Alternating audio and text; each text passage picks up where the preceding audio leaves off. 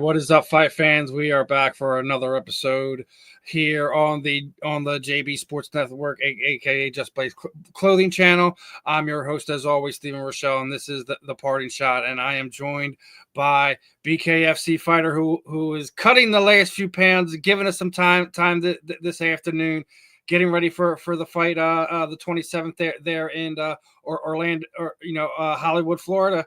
How's it feeling, my friend? I know it's probably rough right now. Hey, the last couple of pounds are always, a little struggle, but the weight cut's been going great. I can't complain. I do want to start off by saying thanks for having me on the show. It's always a pleasure. But yeah, like I said, the last little few pounds, it's always a struggle, but the way I'm doing it now is the right way. I'm with the right people that have me doing the correct dieting. Whereas before in my past, that was where one of my mistakes was in the nutrition aspect of it. I wasn't dieting right. I was waiting till the last minute. I was starving myself. I was losing more muscle than I was weight. So I mean, it was hurting me long term more or less anything else. Where now, I have a nutritionist, Mike Toller out of Westfit Nutrition and Westland. The guy's amazing. Between him and my coaches back at home, James Benetel, and uh, um, everyone back at Stars and Strikes. And then I have, Brandon Gold and everyone here at Storm Management and with Smith Brothers Fighting Academy. Like I couldn't ask for a better support team behind me, a better training camp, honestly. People underestimate that, like when we're talking about combat sports, just how having the little things like that, like how you were just talking about, like not cutting weight properly, and that's a dangerous thing. Like I remember when I first started doing media, I was talking to Steve Carl, and he was fighting for World Series of Fighting. He's like, yeah, I cut like 40 some pounds in 4 days. I'm like, what? And then like you hear like clips and reels and stuff like that. Where we're talking to you hear like Joe Rogan and stuff like that when they're talking about the seriousness of being able to cut properly, to nutrition down first before that, and just not going in it, shotgunning it, doing last minute like you were already talking about. It's an important thing, having the little things on top of having your training partners, having the right guys in the gym, but also having the right team behind you is so important, and people just don't give it the proper attention that needs to at times. And that's why sometimes you don't see the athletes doing what they're supposed to do in the ring, in the cage, on the field, whatever you would have you. Oh, 100%. Now, it's one of those things, man. It's just there's so many different levels to the combat sport game. I just say it's like an onion, man. It's just there's so many different layers, so many different things that can happen. So well, like I've said since day one, since I've stepped onto the stage. I mean, this is not a game. This isn't something that you can just pick up and say, hey, you know what, I want to play today. No, it's not like that. This is a lifestyle. If you're gonna be a fighter, then you gotta convert your whole lifestyle into being a fighter. You have to eat right. You have to train right. You have to sleep right. You have to. There's so many things that play a factor into just being a fighter. People look at us as like, oh, you're just a street fighting thug. Oh, you're this. Oh, you're that. Oh, you're just an angry guy. You're this. You're psycho. You're this. No, look into our stories. Look into our lives. I mean, we all have families. We all have to provide. We all have jobs on top of doing this. I work 10 to 14 hours a day, 15 hours a day, and then go to the gym for another 4 hours a day when I'm back at home. So I mean, uh, the grind is real. I mean, the sacrifice is real. The dedication has to be real. It has to be there. And if it's not there, then you're just wasting your time.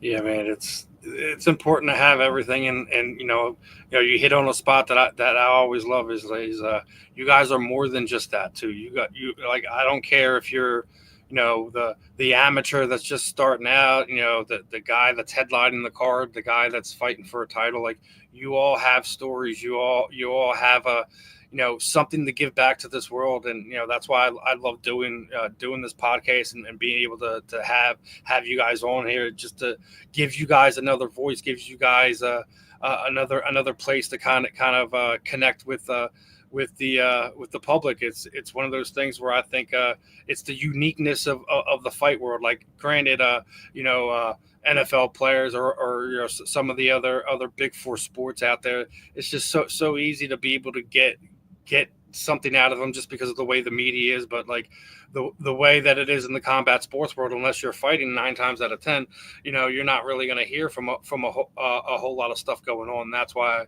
I think over the past 10 years, what the podcasting has done to the media world is giving everyone a voice, and I think we all should be heard. And I think it gives you guys another outlet to express yourselves in a way too. Oh, 100%. I mean, I'm beyond grateful to get the opportunities like this to be on this show, and to be talking with you, and for people to hear my story. I mean, that's always been my main goal, is to get my story out there. I mean, I don't know if you may know, but people themselves, I mean, I grew up rough. I mean, as a lot of people in this world, I mean, we all grow up rough, but I mean, I grew up in a poor family. I mean, we were the only white family that, were in the neighborhood, and we had to fight for survival. I mean, we lived in a trailer park, and I mean, the most embarrassing part about it all is that even though we lived in that trailer park, we lived in a van in the trailer park, parked in the parking lot. And we did that for a couple months before we were even able to get a trailer. So I mean, it was rough, as a young kid, at 9 years old, 8 years old, you know, you don't really have like that. Those friends that you can always go to, or you don't have that outlet. You don't have that escape. You don't know what to do. You just take all this shit in and you bottle it all up, and you don't know what to do with it. You either choose to be like your parents, or you choose to be better. And and mine and my little brother's state of mind is that we had to be better, and we went back to back. We learned how to fight back to back. We defended each other. We stuck by each other's side, and we were best friends. And still to this day, we're best friends. And I believe that we are better, and we're proving that we're being better than our parents were, that raised us, or whatever else. I mean, if it wasn't for my older brother, Danny, I mean, my coach James Benetau, I mean, those two guys right there. I mean, are two guys that really took me in, and and just really molded me into the man and the character that I am today. I wouldn't be half the man I am today. I wouldn't be half the fighter I am today if it wasn't for my coach James, or half humble or character. My professionalism comes from him. My older brother, I mean, he showed me how to be a father. He showed me how to be a man. Showed me how to provide. He gave me this, hustle, hit, never quit attitude, and I've had it ever since. And ever since I broke my neck when I was a freshman year in high school, I've never looked back. I fractured my C7, snapped my vertebrae in half. Told I was never going to walk again. I was told I was going to, never play contact sports again. And I mean, look at me now. I'm in one of the most dangerous sports there is, because I told the doctor he was wrong. I know my body better than you. It's just, it's I was blessed. I felt like I was blessed from above. That there was a reason why I was giving my legs back, and kind of lost feeling in my hands, and the reason is because I was made to be a fighter. I'm made to throw these hands like they're stones and break faces with them, and that's what I'm here to do. And my main thing is to I don't the belt is a bonus. Everyone says, oh, what do you do this for? What do you want in the end of this? Of course everyone wants the belt, but at the end of the day, I want more than that. I want the people. You know, I want the people behind me. I want to be the people's champion. I want the people's love. That means more to me than having that belt wrapped around my waist. And that's what I'm fighting for. I'm fighting for all the people out there that are struggling day in and day out. Homeless, struggling to find a place to live week in, week out. Doing the hotel life. I mean, I get it. I've done it. I've lived it. Fuck, still going through it.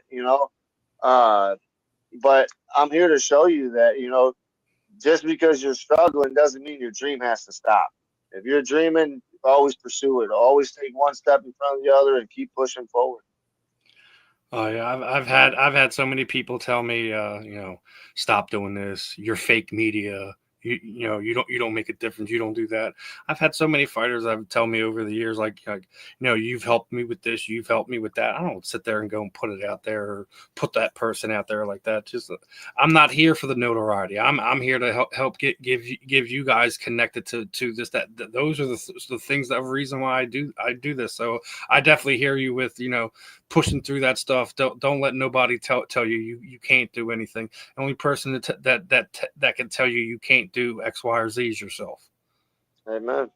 Yeah, man. So now let's get into your fight, man. I want to talk about this. Just coming across this. You're going to be there fighting Mr. Russo there. There's your fight poster. How excited are for you for this weekend? I mean, I know obviously we still got a handful of days to go, but how you feeling right Man, now? I am beyond excited for this one. I have waited so long for this one. I mean, I've wanted to fight this guy since February 2nd of last year. Um, this guy has done nothing but run his mouth. He has done nothing. I mean, he's ran his mouth so much his lips even swelled up. I mean, it's just mind blowing to me how tough these people feel when they get a type board in front of them, or Texas, or whatever else. I mean, it cracks me up because I'm gonna tell you what, this guy will talk all the shit in the world, run his mouth hardcore, keep that tough guy energy all day long on social media. But that minute we come face to face, he turns into this, hey, I just all media, it's just this, it's just that. Man, get the hell out of here with that shit, man. Like, you done called my wife out, you done called me out through my wife. It's done past that line. It's, what I'm saying, like, I don't care about media, I don't care about, it's this, it's that. Nah, The fuck Mike all that. Tyson vibe, right? We got the Mike Yeah, Tyson vibe right now, right? that's it. You know what I'm You saying? Like, talk all that mess on social media, but when we come face to yeah, face, there's a that's repercussion right for here. the words. That's it. You're gonna eat my four knuckles, bro, and my four knuckles are gonna keep feeding you all night long. And I hope that you're ready to stand to that toe to that line and keep that same tough guy energy that you had all on that social media bullshit. And I'm telling you what, man, this guy does not belong in our sport. He makes our guys like this is what makes our sport look bad. I mean, he's regardless if it's his past, his presence, or whatever else. You're a thug. You're a drug dealing thug that don't belong. And I'm gonna prove that to you March 27th when you step to that line in front of me and I wipe the fucking ring with your face and your blood and everything about you. So you feel like he's like that Kobe Covington type guy, just likes to put on the mask for the public and all that, but when it comes down to it, he's a totally different man. Yeah, man, you can take that crip talk shit somewhere else. That shit ain't for, what I'm saying? Keep Now, that shit in the streets, whatever else, bro. But you ain't fighting one on one alone. Come on.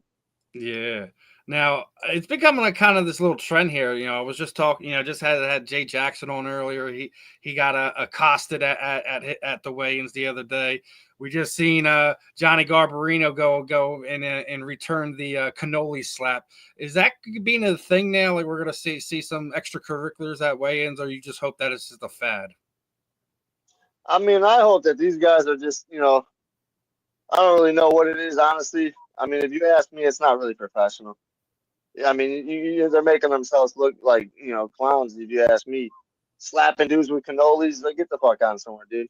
You know what I'm saying? Like, I get it. Yeah, your name's Cannoli. Yeah, okay, dude. I mean, there's other ways to go about that. But it is what it is. I mean, I get it.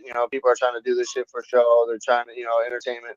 But there's other ways to do it. And you have to remember that there's young kids and that there's, what I'm saying, young dreamers out there that are looking up to us and that, are inspired by us. And, what I'm saying, it's our job and that's our role to go out there and show these young fighters and these young dreamers that, how to be professional and how to stay professional and, what I'm saying, how to toe the line and, stick to business. Yeah, it's definitely when you have a sport that is young, you have to kind of be careful to that line of entertainment to what the professionalism is in the sport. So as much as I love Johnny, as much as you've seen some of the other stuff that some of the guys have done, like there is a line of professionalism and I guess decorum you would have to say to when you're in the pre-fight situation before you actually get in there, because I mean, you do have kids that are going to be watching this at some point in time. Even though when we're talking about bare knuckle, it's mostly adults. But I mean, obviously, I have two kids, and was fortunate enough to be able to have them at Knuckle Mania, and my daughter's an absolute combat sports nut, way more than my son is. But my son got into combat sports because his name's Conor, and when Conor McGregor was coming up, he was doing his thing. I want to get your thoughts on this part of it. Now, obviously, Jeremy Stephens was very successful. Broke Eddie Alvarez's jaw at Knucklemania, didn't get re-signed, but there's still been a lot of go back and forth between him and Conor McGregor. He's kind of made it kind of clear that's who he wants to fight. That's his big fight.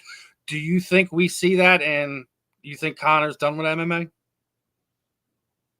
I don't know if Conor necessarily is done with MMA. Do I think that he should be? Yes. I mean, the guy's done it all already. I mean, he's accomplished all there is to accomplish as a fighter. I mean, he's already paved that way for us all. He's already, earned his respect beyond across the combat sports nation. I mean, he's the top of the top. There's the only other better than him as of right now would be Floyd Mayweather in the combat sports. And that's just in the boxing era. And I mean that's. But when it comes to doing well-rounded, I mean Conor McGregor, he's done it all. I mean I don't think that if Jeremy Stephens was to step in front of Conor McGregor, a healthy, trained, focused Conor McGregor would destroy anybody. I mean, hands down. I personally, I've said that since the day he stepped into the octagon. I mean, when that guy is trained and he's focused and he's dialed in, there's no stopping him. But what I'm saying, when he's got his head everywhere else and all the distractions like he has in the past, then that's we get a different Conor McGregor.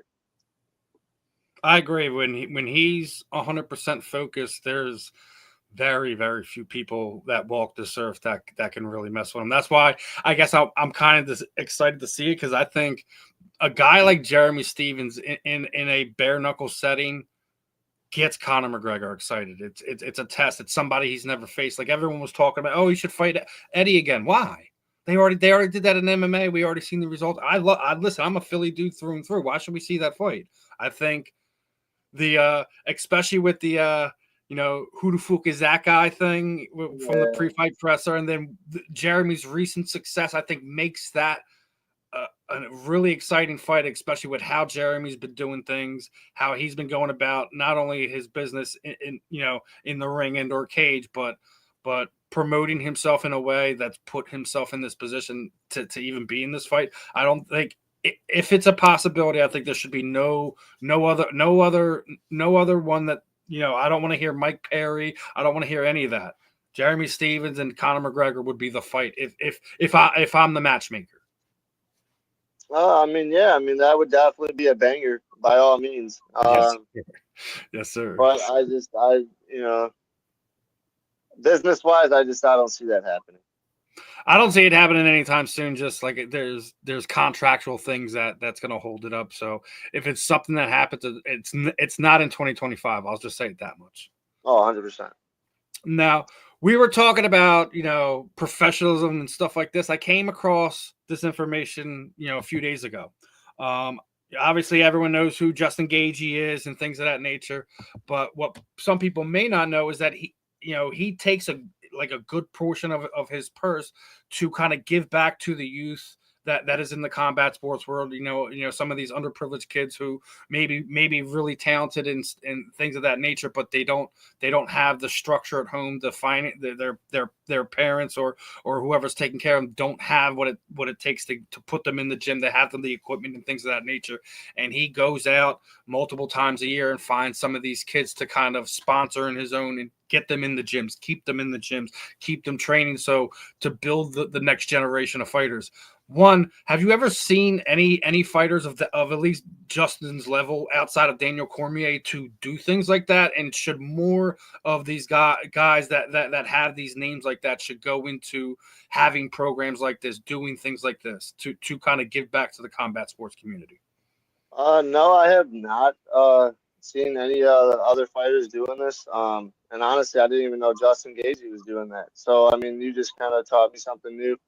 Um, but yeah, 100%. I think that all these high level fighters, and if you have any kind of money like that, I mean, absolutely, you should be giving back. I mean, there's no reason why somebody so how do I put that so wealthy should not be giving back. I mean, you should always be giving back to the need, the wanting. I mean, anything. I mean, anything to give back to the kids. I mean, the kids are the future. So I mean, anything that you're able to give them is only going to better our future ahead of time. So I mean, I always say that back at home. I mean, the kids are the future. I mean, we have our kids class, and the kids coming up, and I say that all the time. Those are our future. Like those are going to be the kids that we're all old and coaching and whatever else. Like that's what's going to keep our heart pumping. Like that's it. So I mean, yeah, you always got to give back. Charity's everything. I mean, that's just my belief. And that's why like I said, I want the people behind me, and that's what I fight for is the people. And that's who a lot of fighters should do. But like, yeah, I agree. Like I shouldn't just be naming two guys and then you don't really see anyone else doing it. Like, I mean, obviously everyone gets into their own things with charities and things like that. There's athletes that they do seminars, and some of them they charge, some of them they charge at the wazoo for it. All depends on who the person is, what the situation is. But yeah, I do think we as a community have to do more to make sure that the next generation of athletes in the combat sports realm, regardless if we're talking bare knuckle, straight boxing, MMA, whatever, we have to make sure these boys and girls stay in the gym and not getting lost to the addictions of life, and or just getting lost and running with the wrong crowds, and just kind of getting away for things that they do enjoy and love. And that's just something that as the sport continues to grow, because I just say combat sports as a whole, just because it's just the way that it's been over the last 5 to 10 years. I kind of feel like there is no real separation. We're all kind of lumped together, and the community is great at times, but I still think we could do better. Oh, 100%. I mean, we always could do better. I mean, there's always room for improvement, and that goes for anything in life. I mean, if you feel like you've reached your top, then I mean, you're just you're being arrogant to yourself and everybody around you, because there is no such thing as the top. There's always room for growth. There's always room for new ways, and just I mean, yeah. Now, a few more before we get ready to wrap it up and let you go on your way. I don't know if you've seen this over the weekend, but the combat sports world, particularly the boxing world, took a heavy loss as the sudden passing of Mr. George Foreman had come through. I mean, talked about it already several times today, but he's literally been in there and with wars with the who's who of the boxing world, from Muhammad Ali to his wars with George Foreman, fighting Tommy Morrison, going away from the sport for extended period of time, coming back, and then winning the world title over Michael Moore. I mean, he just was inspirational so many different levels. I mean, obviously, anyone who's over the age of 40, was very well in tuned with the Foreman grill and all the stuff that he did with that. But he was another one, terrifying man in the ring, but the kindest, gentlest, softest soul outside of it. And he will be missed. Do you have any memories, thoughts, or anything you want to say on the passing of Mr. Foreman? I may his soul rest in peace. To his, my prayers go out to his family and his legacy alone. I mean, just the guy paved, many doors for all of us fighters. I mean, that the fights between him and Moore, the fights between him and Ali. I mean, I think the those are, Evander. No, everyone forgets about him and Evander. Those were yeah, those fights were that's another crazy. one. Yeah. I mean, all those fights. I mean, those fights are history. Like I was just explaining to my kid yesterday. Like you know, this is somebody who I grew up kind of idolizing. Always looking up to and always watching and just that's what made me fall in love with boxing was watching the clips from Muhammad Ali, the clips from George Foreman, Mike Tyson, Holyfield. I mean, the footwork of Lomachenko. Like these guys are the guys that what I'm saying have paved the ways for many of us. You know what I'm saying? But guys like George Foreman and Muhammad Ali and Mike Tyson, now that's a different breed. Like those, that's the dynamic trio that kind of paved boxing into what it is today. So I mean, yeah, no, definitely, that's a heartbreaker. And Yeah, I didn't even know he was sick. So I mean, when I got the tragic that that he yeah, passed I away, was. Mhm. I was mind blown. So I mean, it hit me a little harder. I think than probably normal people, but I mean, Yeah, I mean, like when he was coming back, it was like when I was, you know, young boy going into my teens, and he just enamored me in a way. Like my grandmother's like the one who really got me watching sports and combat sports, and she says, oh, you gotta, you have to tune into this guy, and then watching the first fight with Evander, I'm like, okay, now I get why we have to watch it, and just then from there, like you would see him everywhere, and from the commercials to doing color commentary. And you're right, like no one really knew he was sick. Like I always see, like over the last few years, I would always see him on social media going back and forth with people, and yeah, talking box and talking life, talking everything. So definitely a hard one to take. Like it's been a rough one already this year. We lost Gene Hackman recently too from the acting world. Like it's every year it seems like we're losing great people in life, not just in whatever their given profession was. So hey, well, they say the great ones are chosen. So yeah, I mean, yeah. that's what it comes down to.